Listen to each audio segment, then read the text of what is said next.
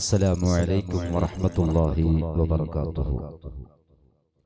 ആംഗ്മെൻസ് association Krishnanagar ബോന്തൽ ഇതിന്റെ ആഭിമുഖ്യത്തിൽ 2 ദിവസത്തിന്റെ 2 നാളത്തെ ഇസ്ലാമിക് കഥാപ്രസംഗം അതിന്റെ ഉദ്ഘാടന ദിവസമാണ് എന്നാണ്. ഇന്ന് നമ്മുടെ അതിന്റെ ഫസ്റ്റ് ദിവസമാണ്. നമ്മുടെ വേദിയില് ഇന്നത്തെ അധ്യക്ഷൻ എന്റെ പ്രിയങ്കരനായ സുഹൃത്താണ്, നിങ്ങളുടെ ബഹുമാനപ്പെട്ട ഖതീബ് ഉസ്താദ് അബ്ദുൽ ഹമീദ് സഖാഫി. അതുപോലെ തന്നെ ഉദ്ഘാടനം ചെയ്ത അബ്ദുൽ ഖാദിർ സഅദി, നമ്മുടെ സദർ മുഅല്ലിം കൃഷ്ണനഗർ. എന്നെ ഈ പരിപാടിക്ക് വേണ്ടി ആദ്യമായി ഫോണിലോടുകൂടെ എന്നെ ബുക്കിംഗ് ചെയ്ത് എന്റെ പ്രിയപ്പെട്ട സുഹൃത്ത് ഷാഹുൽ. അതുപോലെ തന്നെ ഈ വേദിയിലുള്ള ജമാഅത്ത് കമ്മിറ്റി പ്രസിഡന്റ്, സെക്രട്ടറി, കമ്മിറ്റിക്കാർ, നമ്മുടെ അംഗമനസിന്റെ പ്രസിഡന്റ്, സെക്രട്ടറി, ഖജാൻജി, ഭാരവാഹികൾ, ഈ സദസ്സിൽ ഒരുമിച്ച് കൂടിയ വയസ്സന്മാർ, ചെറിയ മക്കള്, ഉമ്മ പെങ്ങന്മാർ, എല്ലാവർക്കും ഒന്നും കൂടി അസ്സലാമു അലൈക്കും വറഹ്മത്തുള്ളാഹി വബറകാതുഹു. സലാം മടക്കണോ? എന്റെ പ്രിയം നിറഞ്ഞ സുഹൃത്തുക്കളെ, നമ്മൾക്കൊരു 10-10:30 മണി വരെ മാത്രമാണ് 10 മണി വരെ മാത്രമാണ് പെർമിഷൻ ഉള്ളത്. ഇന്ന് ഇൻഷാ അല്ലാഹ് തുടങ്ങുമ്പോൾ കുറച്ച് ലേറ്റ് ആയി പോയി, എങ്കിലും ആൾക്കാർ, ജനങ്ങള്, മനുഷ്യന്മാർ എത്തുന്നില്ല. നാളെ അങ്ങനെയല്ല, കുറച്ച് വേഗം വരാൻ വേണ്ടി നിങ്ങൾ എല്ലാവരും പറയണം. അല്ലാഹു സുബ്ഹാനഹു വ തആല നമ്മുടെ ഈ എങ്കുമനസിന്റെ ബാല്യക്കാർ എന്തൊരു നല്ല ഉദ്ദേശം കമ്മുമ്പിൽ കണ്ടുകൊണ്ടാണോ ഈ പരിപാടി ഇവിടെ ഇവർ സംഘടിപ്പിച്ചത്. അല്ലാഹുവേ നീ സ്വീകരിക്കണേ അല്ലാഹ്, അവരുടെ ഉദ്ദേശങ്ങൾ നീ ഹാസിലാക്കി കൊടുക്കണേ അല്ലാഹ്. കുറെ വർഷത്തിന് മുമ്പ്, ഒരു 15-20-18 വർഷത്തിന് മുമ്പ് മർഹൂം എന്റെ പ്രിയങ്കരനായ ഉസ്താദ് ബഹുമാനപ്പെട്ട നെക്കിലാടി ഇസ്മായിൽ ഹാജി, അല്ലാഹു തആല അദ്ദേഹത്തിന്റെ ഖബറിനെ സ്വർഗ്ഗത്തോഫാക്കട്ടെ, അദ്ദേഹത്തിന്റെ ദർജയെ അല്ലാഹു തആല ഉയർത്തുമാറാകട്ടെ. എന്നെ ഇസ്ലാമിക് കഥാപ്രസംഗത്തിന്റെ സ്റ്റേജിലേക്ക് ആദ്യം എന്നെ പാടാൻ വേണ്ടി, കഥാപ്രസംഗം ചെല്ലാനല്ല, പാടാൻ വേണ്ടി എന്നെ സ്റ്റേജിലേക്ക് കയറ്റിയത് അത് ഇസ്മായിൽ ഹാജി ആയിരുന്നു. നെക്കിലാടി ഉസ്താദ്, നെക്കിലാടി. അവിടെ ഒരു കഥാപ്രസംഗത്തിൽ ഒരാൾ വരികയും അയാൾക്ക് പാട്ട് പാടാൻ ആളില്ലാതായി വന്നു നോക്കുമ്പോ, പണ്ട് കേരളത്തിന് ട്രെയിനിലല്ല വരുത്തില്ല, റെയിലല്ല വരുത്ത്, ഫോനൊന്നുമില്ല. ഞാൻ ആ പാട്ട് കേൾക്കാൻ വേണ്ടി പോയവനാണ്. എന്നെ പിടിച്ചിട്ട് ഇസ്മായിൽ ഹാജി ഉസ്താദ് സ്റ്റേജിലേക്ക് കയറ്റി, നിങ്ങൾ പാടോറൂ, അയാൾ ചൊല്ലിട്ട് നിന്നിട്ടാക്കി. അന്ന് മുതലാണ് ഞാൻ കഥാപ്രസംഗക്കാരൻ. അള്ളാഹ്, ഞാൻ എത്രയോ സ്റ്റേജിലേക്ക് പോയി. ഇതിന്റെ എല്ലാ മിസ്ര സവാബ് അള്ളാഹു നൽകിയതിൽ നിന്ന് ബഹുമാനപ്പെട്ട ഉസ്താദിന്റെ ഖബറിലേക്ക് അള്ളാഹു തആല നൽകുമാറാകട്ടെ. ആമീൻ ബിറഹ്മതിക യാ അർഹമർ റഹീമീൻ. അതുപോലെ തന്നെ പണ്ട് ഞാൻ ഇവിടെ വന്നപ്പോൾ ഉണ്ടായിരുന്ന എത്രയോ ആൾക്കാർ ഇന്ന് മരണപ്പെട്ടു പോയി. ഉമ്മ പെങ്ങന്മാർ ഉണ്ടായിരിക്കാം, വയസ്സന്മാർ, ബാല്യക്കാർ, ചെറുപ്പക്കാർ, എത്രയോ ആൾക്കാർ മരണപ്പെട്ടു പോയി. നമ്മളുടെ ഈ വെളിച്ചമേറിയ ഈ സമയം, ഈ മജ്‌ലിസ് ഇതേപോലെയുള്ള സ്വർഗത്തിന്റെ വെളിച്ചം കൊണ്ട് അല്ലാഹു തആല അവരുടെ ഖബറിനെ പ്രകാശിക്കുമാറാകട്ടെ. ആമീൻ ബിറഹ്മതിക യാ അർഹമർ റഹീമീൻ. ഇത്രമാത്രം പറഞ്ഞുകൊണ്ട് ഇൻഷാ അല്ലാഹ് നേരെ നമ്മളുടെ കഥയിലേക്ക് പോകാം. അതിനിടയ്ക്ക് എന്തെങ്കിലും വിഷയം ഉണ്ടെങ്കിൽ ഞാൻ പറയും. നിങ്ങൾ ആരും അടിച്ചു പോകരുത്. ഇതൊരു റോഡാണ്, കുറച്ച് വാഹനമല്ല പോകുന്നത്. അപ്പൊ നിങ്ങൾ അങ്ങ് നോക്കിയെങ്കിൽ എന്റെ ശ്രദ്ധ അത് തെറ്റിപ്പോകും. നിങ്ങൾ എല്ലാവരും ഒരു 2 മണിക്കൂർ എന്റെ മുഖത്തിലേക്ക് നോക്കണം. അല്ലാഹു ബർക്കത്ത് ചെയ്യുമാറാകട്ടെ. കാണാൻ നല്ല സുന്ദരമായ, അതിമനോഹരമായ ഒരു ചന്തത്തിന്റെ ഒരു നാടായിരുന്നു ഇറാഖ് എന്ന് പറയുന്ന നാട്ടിൽപ്പെട്ട ആഫ്കൂസി എന്ന് പറയുന്ന നഗരം. ഉദാഹരണം പറയുകയാണെങ്കിൽ നമ്മുടെ ബാംഗ്ലൂർ അല്ലെങ്കിൽ മംഗളൂർ ഡിസ്ട്രിക്റ്റില് നമ്മൾ പുത്തൂർ എന്ന് പറഞ്ഞതുപോലെ ചെറിയ ഒരു നാട്, ഇറാഖിൽപ്പെട്ട ചെറിയ ഒരു നാടാണ് ആഫ്ഗോസ് അഥവാ തർദൂസ്. ആ നാട് പണ്ട് ഭരിച്ചിരുന്ന ഒരു രാജാവ്. ആ രാജാവിന്റെ പേരാണ് അബ്ദുള്ള. ഈ അബ്ദുള്ള രാജാവ് അധിപതിയാനേ ദയ്യാനേ അലംമകനും പോറ്റി വളർത്തും അർഹമുറാജതിരാജനേ. അഹദായ പെരിയോനിൽ കരം നീട്ടിയിരക്കുന്നേ, അഗമീയം ഒരുകിയൻ മുറാദോതുന്നേ. നാദ കനിയേണേ ഒരു സൗജത്തിണയായി ചേരാൻ, അഹദായ പെരിയോനിൽ കരം നീട്ടിയിരക്കുന്നേ, അഗമീയം ഒരുകിയൻ എൻ മുറാദോതുന്നേ നാദ കനിയേണേ ഒരു സൗജത്തിണയായി ചേരാ ആഫ്കോസ് ബലദിന്റെ തിരുമാരിൽ ജനിച്ചുള്ള ആഫ്കോസ് ബലദിന്റെ തിരുമാരിൽ ജനിച്ചുള്ള ആദര വിലായത്ത് നുകർന്ന സത്ത് ബീവി ആശൂര നാമമോതും തിരുസീനത്ത് അഹദായ പെരിയോനിൽ കരം നീട്ടി ഇരക്കുന്നേ അഗമീയം ഒരുകിയൻ മുറാദോതുന്നേ നാദ കനിയേണേ ഒരു സൗജത്തിണയായി ചേരാ. ആ ആഫ്കോസി എന്ന് പറയുന്ന നാട് ഭരിച്ചിരുന്ന അബ്ദുള്ള എന്ന് പറയുന്ന രാജാവിനിക്ക് ഉമ്മയില്ല ഉപ്പയില്ല, ചന്തത്തിന്റെ ഒരു ബാല്യക്കാരനാണ് അയാൾ. കല്യാണം കഴിഞ്ഞിട്ടില്ല, മങ്ങലായിട്ടില്ല. അയാൾക്ക് സ്വന്തം കുടുംബം ആരുമില്ല. പക്ഷേ ഒരു ഇളവനുണ്ട്, ഒരു അനിയനുണ്ട്. അയാളെ പേരാണ് അബ്ദുറഹ്മാൻ. അബ്ദുള്ളാന്റെ അനുജൻ അബ്ദുറഹ്മാൻ. ഈ അബ്ദുള്ള രാജാവ് അള്ളാഹുവിനോട് ദുആ ചെയ്യും, അർഹമുറാഹിമനായ തമ്പുരാനെ, ഞാൻ ഒരു രാജാവാണ്, നിനക്ക് നിസ്കരിക്കുന്നവനാണ്, ഇസ്ലാമിന്റെ വിധിയാണ് നമ്മുടെ ഈ ആഫ്കോസ് നാട്ടിലുള്ളത്. തമ്പുരാനെ, എനിക്കൊരു മംഗലം ചെയ്യണം, ഒരു കല്യാണം കഴിക്കണം, എനിക്ക് നല്ല സ്വാലിഹത്തായ നിന്നെ പേടിക്കുന്ന ഒരു പെണ്ണിനെ എനിക്ക് നീ തരണേ തമ്പുരാനെ. അങ്ങനെയാണ് അബ്ദുള്ള രാജാവ് വരുന്നത്. അങ്ങനെ അബ്ദുള്ള രാജാവിന് മംഗലമുണ്ട് എന്ന് പറഞ്ഞപ്പോ പല പല നാട്ടിൽ നിന്നും ആൾക്കാർ പൊതു സട്ടാക്കാൻ വേണ്ടി വന്നു. അങ്ങനെ ഉണ്ടാവല്ലോ പൊതു സട്ടാക്കലില്ലേ.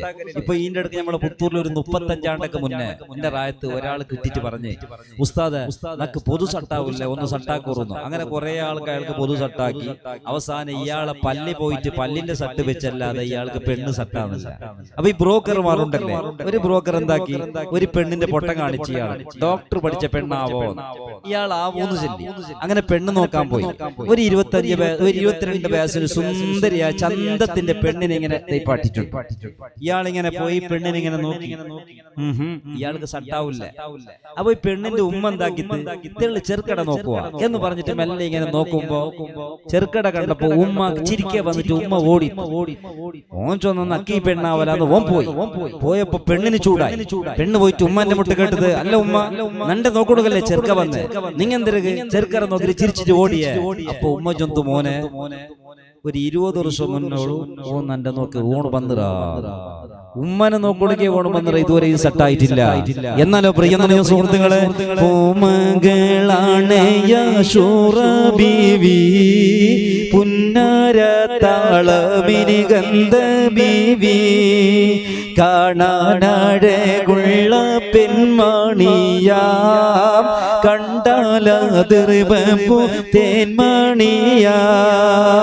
പൂവാണ് പൂമണിയാണ് കരുമശി കണ്ണാണ്, പൂമാനി പരിശില്ലെങ്കും നിറയും ജമീലാണ്, തേന്മാന് മാൻമിഴിയാണ് ലെങ്കും ബദറാണ്, ബീവി ആശൂറ എന്നുള്ള പൂവാണ്, ബീവി ആശൂറ എന്നുള്ള പൂവാണ്. പൂവാണ് പൂമണിയാണ് കരുമശി കണ്ണാണ്, പൂമാനിൻ പരിശില്ലെങ്കും നിറയും ജമീലാണ്, തേനാണ് മാൻമിഴിയാണ് ലെങ്കും ബദറാണ്, ബീവി ആശൂറ എന്നുള്ള പൂവാണ്, ബീവി ആശൂറ എന്നുള്ള പൂവാണ്. അങ്ങനെ അബ്ദുള്ള രാജാവിലേക്ക് പെണ്ണ് വേണമെന്ന് പറഞ്ഞപ്പോ പല പല ആൾക്കാർ പൊതു കൊണ്ടുവന്ന്, നന്റെ മോളെ തരാ, രാജാവിന്റെ മോളുണ്ട്, മൊയിലാറ് മോളുണ്ട്, ഇന്ന ആളെ മോളുണ്ട്, ഏത് പെണ്ണ് നോക്കിയെങ്കിലും അബ്ദുള്ള രാജാവിന് സട്ടാന്നില്ല. കാരണം അയാൾക്ക് പൈസ വേണ്ട, കാണാൻ ചന്ത വേണം, സ്വാലിഹത്തായ പെണ്ണായിരിക്കണം, തഹജ്ജുദ് നിസ്കരിക്കുന്ന പെണ്ണായിരിക്കണം, നല്ല ഇസ്ലാമിലുള്ള പെണ്ണായിരിക്കണം. അപ്പോഴാണ് അബ്ദുള്ള രാജാവ് ഒരു പെണ്ണിനെ കാണുന്നു. ഇറാഖ് നാട്ടിൽ ഒരു അനാഥാലയം, ഒരു യതീംഖാന പീർഖാനയുണ്ട്. അവിടെ ഉമ്മയില്ലാതെ ഉപ്പയില്ലാതെ ചെറുപ്പത്തിൽ വളർന്നു വരുന്ന ഒരു 18 വയസ്സുള്ള സുന്ദരിയായ പെണ്ണാണ് ആശുറാ ബീവി. ആശുറാ ബീവിനെ കാണാൻ വേണ്ടിട്ട് അബ്ദുള്ള രാജാവ് പോയി. അള്ളാഹുവിന്റെ റസൂല് പറഞ്ഞതുപോലെ പെണ്ണ് കാണാൻ ഒരു ചെറുക്കർക്ക് നോക്കാം. ആ നോക്കുന്ന നോട്ടം നോക്കിയപ്പോൾ തന്നെ അബ്ദുള്ള രാജാവിന് ആശുറാ ബീവിനെ ഇഷ്ടപ്പെട്ട്.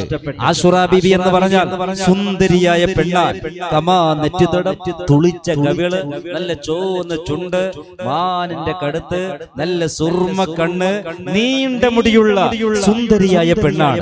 ആ നാട്ടിലല്ല, ആ രാജ്യത്തിൽ തന്നെ അങ്ങനെയുള്ള പെണ്ണന്നില്ല. അത് മാത്രമല്ല സ്വാലിഹത്തായ പെണ്ണാണ്. നമ്മുടെ ഭാഷയിൽ പറഞ്ഞാൽ അള്ളാഹുവിൽ നിന്ന് വിലായത്ത് മേങ്ങിയ കറാമത്തുള്ള ഒരു ബീബിയാണ് ആശുറാ ബീബി. ആ ആശുറാ ബീബിനെ അബ്ദുള്ള രാജാവ് കണ്ടു. അങ്ങനെ ഒരു സുപ്രഭാതത്തിൽ അബ്ദുള്ള രാജാവ് ആശുറാ ബീബിന്റെ മംഗലം കല്യാണം അതാ ഇറാഖിൽ നടന്നു. എങ്ങനെ?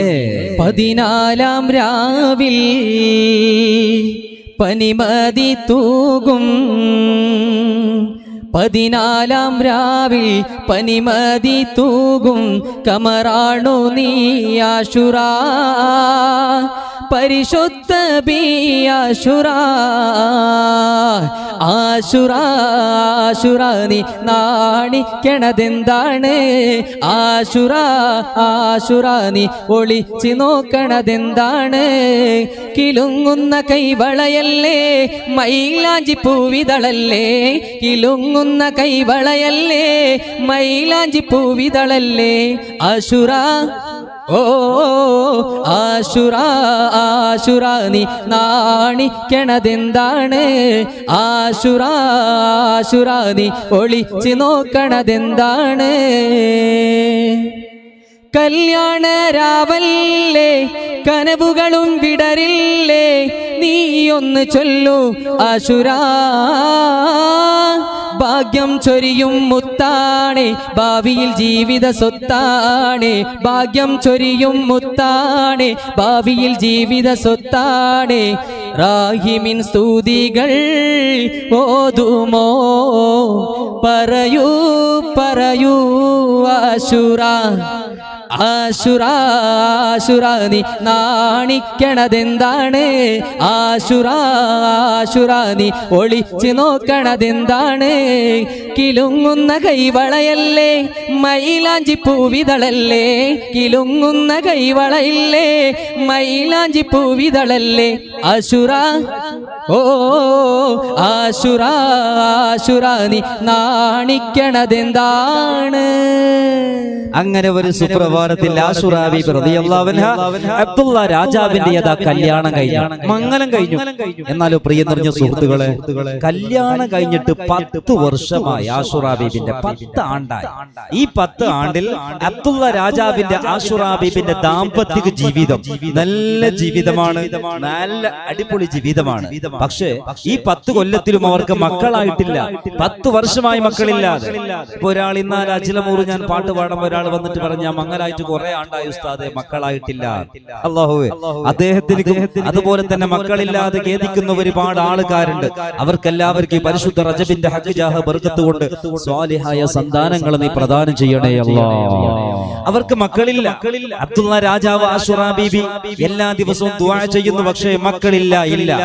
ഒരു ദിവസം അബ്ദുള്ള രാജാവ് ആശുറാ ബീബിനോട് പറഞ്ഞു, ആശു, ഇത് ദുൽഖഅദ് മാസമാണ്, ഇനി അടുത്ത് വരുന്ന മാസം ദുൽഹജ്ജ് മാസം.